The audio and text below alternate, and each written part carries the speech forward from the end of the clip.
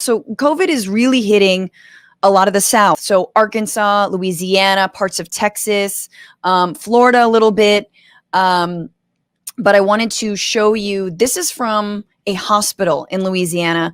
And these stories are pretty wrenching. And so I want you guys to take a look. All of a sudden, my lungs just didn't work. Paula Johnson was rushed here by ambulance. I have no comorbidities, nothing, never had a lung problem, don't smoke, nothing. And it took my lungs and just, whoo, I don't even know how to explain it. It's like I apologize if it's too low. She says, I don't know how to explain it. It took my lungs. I don't have any comorbidities. it's like trying to breathe in and hitting a wall in like a second. Johnson is a pharmaceutical researcher who put off getting the COVID vaccine, but now she wants it. I'd say get the vaccine. Take the chance. It can't hurt. All it can do is alleviate some of the symptoms. Even if it doesn't keep you from getting it, it'll at least help you get through it. Roughly 1 in 3 Louisianians are fully vaccinated.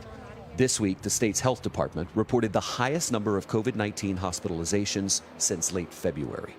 Scott Rowe is one. Okay, so she was saying that it'll mitigate the effects of COVID, even if it won't prevent you necessarily from getting the Delta variant, but that it is important to do. Before I go to this guy, I actually wanted to play you a little bit more because this guy is, you gotta watch his answer after getting COVID. But let's watch a little bit more of some of the people who were putting off getting vaccinated in Louisiana, and now that they're hospitalized and holding on for their lives, are changing their tune.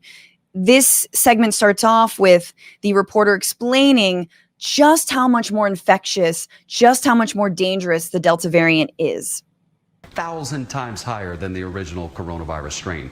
One of the experts here in Baton Rouge said it appears as though the Delta variant turns off your immune system for just a little bit, allowing that virus to multiply inside of you even before antibodies can start being developed. Did you get to a point when you were scared? I'm still scared. PJ Perry says he and most of his family had refused to get the COVID vaccine.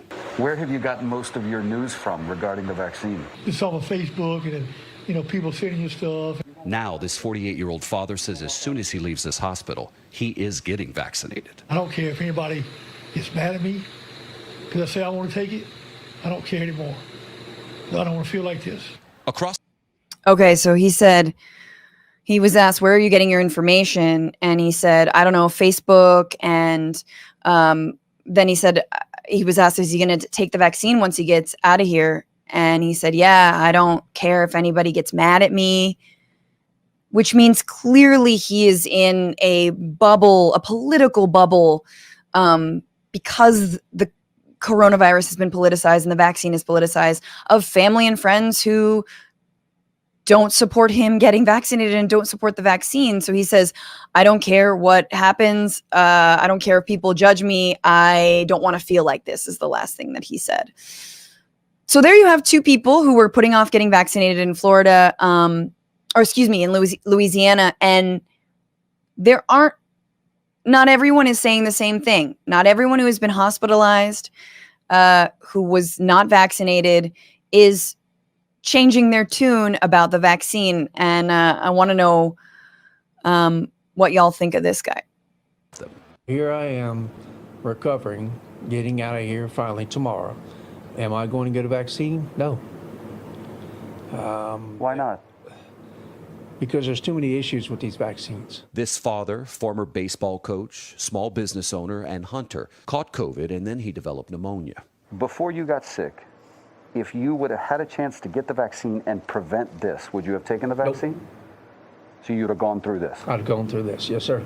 Don't shove it down my throat. That's what's local, state, federal administration is trying to do. To shove it down your throat. What are they shoving? The science? No, they're shoving the fact that that's their agenda. That's their agenda. So he's not going to get vaccinated now, and he wouldn't have gotten vaccinated before. I mean, I don't know what to say to this person anymore, right? And I think it has something to do with the fact that you know, the MAGA and Trumpian warped Fox News, OAN, Newsmax brain has been convinced that everyone is lying to you except them, that you're the real researcher. And so when CBS comes and puts a microphone in your face, you're not going to say you were wrong. In fact, you're going to double, triple down, especially if you have enough breath to speak. And we saw that when the pandemic was terrible in December, but it's the same now, right? It's back to where we were, of people hanging on for dear life, and still parroting the same talking points because they think there is an agenda. What's that agenda? What is the agenda? You know, we make jokes about Bill Gates and the microchip. Do you know that 1 in 5 Americans believes that the vaccine injects them with a microchip? I mean, this is why we can't joke around with this shit, man. You kill jokes.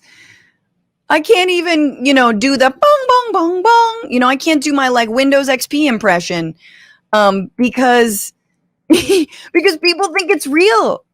What's going on, Frantifa? If you haven't already, subscribe to this channel right now. Hit that button. And also, you can become a patron and support the show every single week. Get access to bonus episodes and exclusive merchandise. Patreon.com/Bitchuation Room.